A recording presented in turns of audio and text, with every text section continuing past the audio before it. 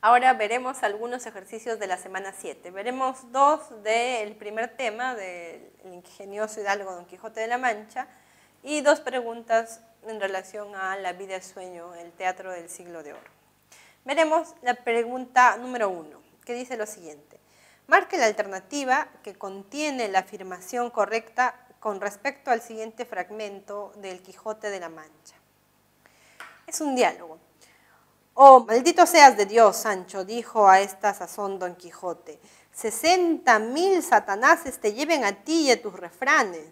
Una hora ha que los estás ensartando y dándome con cada uno tragos de tormento. Yo te aseguro que estos refranes te han de llevar un día a la horca, por ellos te han de quitar el gobierno, tus vasallos, o ha de haber entre ellos comunidades. Dime, ¿dónde los hallas, ignorante, o cómo los aplicas, mentecato? Que para decir yo uno y aplicarte bien, sudo y trabajo como si cavase. Por Dios, señor nuestro amo, replicó Sancho, que vuesa merced se queja de bien pocas cosas. ¿A qué diablo se pudre de que yo me sirva de mi hacienda, que ninguna otra tengo, ni otro caudal alguno, sino refranes y más refranes? Y ahora que me ofrecen 4 que venían aquí pintiparados o como peras en tabaque, pero no los diré, porque al buen callar llaman Sancho. Entonces, en este diálogo, Don Quijote se queja de Sancho y de su elocuencia de decir refranes, ¿no? Entonces, la pregunta nos pide una afirmación correcta con relación al fragmento, ¿no? Vamos a ver las alternativas. A. La discusión nos describe la realidad social de España del siglo XV. B. En el habla se confrontan el lenguaje señorial y el lenguaje popular. C. Queda establecida en el diálogo la dicotomía entre la locura y la cordura. D. Se produce la quijotización de Sancho y la sanchificación del Quijote. E. La conversación corresponde a la aventura de los molinos de viento. Veamos. La discusión nos describe la realidad social de España del siglo XV. Para empezar, el siglo XV son los años 1400. La obra, si bien es cierto, está editada en los años 1600, 1605 y 1615, se refiere o se contextualiza en los años 1500. Pero además de todos esos detalles, que son finalmente detalles, no nos habla de la realidad social. Estos dos diálogos o estos dos parlamentos están hablando del uso del lenguaje, ¿no? De cómo Sancho utiliza tantos refranes, se queja Don Quijote, y de Sancho diciendo que es lo único que sabe, lo único que tiene, su única hacienda, ¿no? Y que se le ocurren más, pero no los va a decir porque mejor se calla, ¿no? B. En el habla se confrontan el lenguaje señorial y el lenguaje popular, ¿no? Ciertamente, esta es la alternativa porque Don Quijote se queja con un lenguaje bastante serio, bastante formal, ¿no? Y Sancho Panza le responde con frases bastante coloquiales, como pintiparados, ¿no? Palabras como al buen callar, o frases como al buen callar le llaman Sancho, ¿no? Que es más propio del lenguaje coloquial o popular. Pero veamos las otras alternativas. Queda establecida en el diálogo la dicotomía entre la locura y la cordura. No, porque Don Quijote no muestra locura en este diálogo, sino más bien bastante cordura, ¿no? en su reclamo contra Sancho. Así que no hay esta pugna entre cordura y locura. La alternativa D dice, se produce la quijotización de Sancho y sanchificación del Quijote, que es la influencia de uno sobre el otro, que tampoco ocurre en el diálogo, ¿no? E, la conversación corresponde a la aventura de los molinos de viento. No están entre los molinos de viento, están más bien en el momento de la ínsula barataria, ¿no? Cuando Sancho gobierna la ínsula, hacia la tercera salida, porque Don Quijote le dice que ha de perder así a sus vasallos, ¿no? Gente de la ínsula. Entonces, como hablan o como utilizan estos dos tipos de lenguaje, señorial y popular, la alternativa correcta es aquí la letra B de Barco. Con respecto a la verdad o falsedad de los siguientes enunciados, en torno al argumento del Quijote de la Mancha, marca la alternativa que contiene la secuencia correcta. Aquí nos preguntan por el argumento. Sancho y Quijote se enfrentan a los molinos de viento al inicio de la segunda salida. Si bien es cierto, los molinos de viento, la pelea contra ellos ocurre en la segunda salida, es solamente Don Quijote quien se enfrenta contra los molinos. Esta alternativa es falsa. Falsa. Don Quijote aconseja a Sancho en el gobierno de la ínsula Barataria. Sí, ciertamente Don Quijote le da buenos consejos, que no olvide su origen, Sancho Panza, por ejemplo, que gobierne con justicia, ¿no? Y eso sí, en efecto, ocurre, ¿no? Cuando Sancho gobierna la ínsula Barataria, la isla que finalmente es parte de una ficción. 3.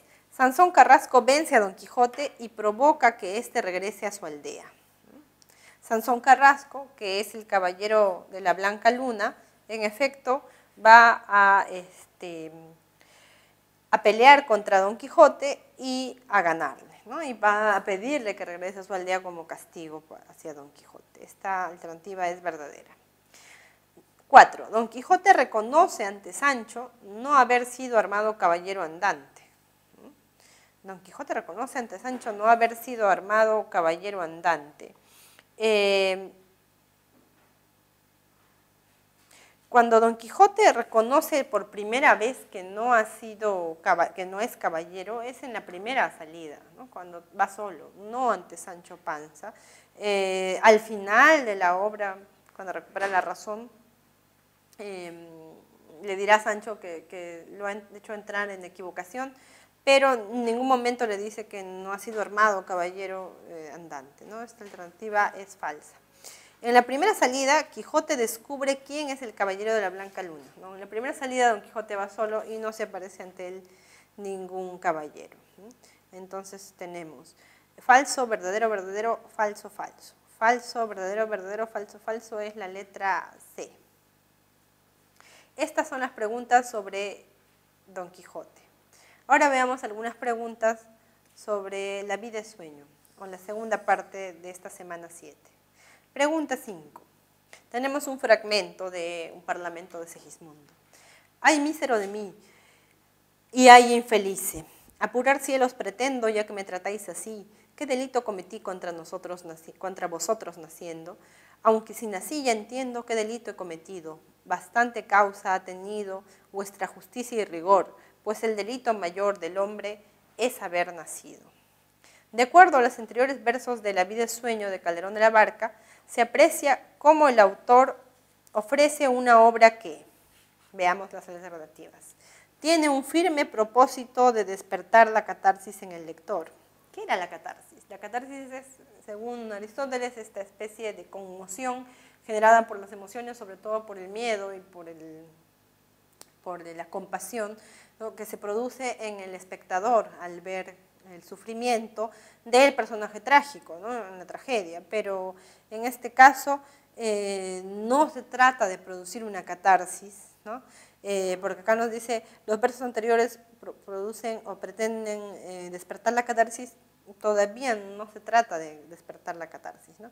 Propone una reflexión constante sobre la existencia divina. Más que la existencia divina, Segismundo está hablando sobre su realidad, ¿no?, sobre su realidad, que es el encierro, ¿no? Desarrolla una marcada tendencia a la meditación filosófica, lo que es cierto, porque Segismundo está reflexionando de acuerdo a la doctrina, ¿no?, a lo que implica el castigo, el pecado, ¿no?, y que reconoce que su único pecado es el pecado original, ¿no?, el haber nacido. Pero veamos la otra. Utiliza elementos alegóricos, puesto que el carácter es popular. De hecho, donde se utilizan elementos alegóricos, elementos simbólicos, es más bien en el teatro cortesano. El teatro de Lope de Vega no utilizaba tantos símbolos, sino iba mucho más a las acciones, ¿no? Plantea temas históricos y religiosos propios de España. No está ambientada la obra en España, sino en Polonia. La caracterización de obras en España corresponde más bien al teatro popular, que no es el caso de La vida y sueño. Entonces, la pregunta o el enunciado se completaría de esta manera. De acuerdo con los anteriores versos de La vida y sueño de Calderón de la Barca, se aprecia cómo el autor ofrece una obra que desarrolla una marcada tendencia a la meditación filosófica. Letra C. Y por último, veamos la pregunta 7 sobre la vida y el sueño. Dice, en relación al siguiente parlamento de Segismundo, protagonista de la vida y el sueño, marca la alternativa que contiene el enunciado correcto. Segismundo, válgame el cielo, ¿qué veo? Válgame el cielo, ¿qué miro? Con poco espanto lo admiro, con mucha duda lo creo. Yo entre palacios suntuosos, yo entre telas y brocados, yo cercado de criados tan lucidos y briosos, yo despertar de dormir en lecho tan excelente. Entonces, esta es la observación que hace Segismundo, ¿no? La perturbación que tiene Segismundo al despertar por primera vez en palacio. Después de haber vivido encerrado tanto tiempo y encadenado en la torre, de pronto despierta lleno de empleados y de telas y de brocados y lleno de lujos y de haber dormido en un lecho, en una cama muy confortable, ¿no? Entonces, veamos las alternativas. Segismundo retorna a la celda luego de estar en la corte del rey. No, el enunciado es más bien el momento en que Segismundo despierta por primera vez en el palacio. Basilio ordenó que su hijo sea desterrado a una lejana torre. No, en este momento no ocurre esto, o en este fragmento no ocurre esto. Los cortesanos pidieron a Basilio que libere a Segismundo. Todavía ni siquiera ocurre, además no son los cortesanos los que lo piden, sino los soldados. El duque de Moscovia, o los soldados los que liberan a Segismundo, el duque de Moscovia se descubre encadenado en una prisión. El duque de Moscovia es Astolfo, no es Segismundo, ¿no? Que es el que enuncia este parlamento. Y el príncipe de Polonia ha despertado dudoso en el palacio real. Esta es la clave, como les decía, porque se trata de la primera vez que Segismundo entra a palacio, ¿no? Después del ardid que generan el rey Basilio y Clotaldo. Bueno, esto ha sido todo por la semana 7 y nos veremos en una próxima semana.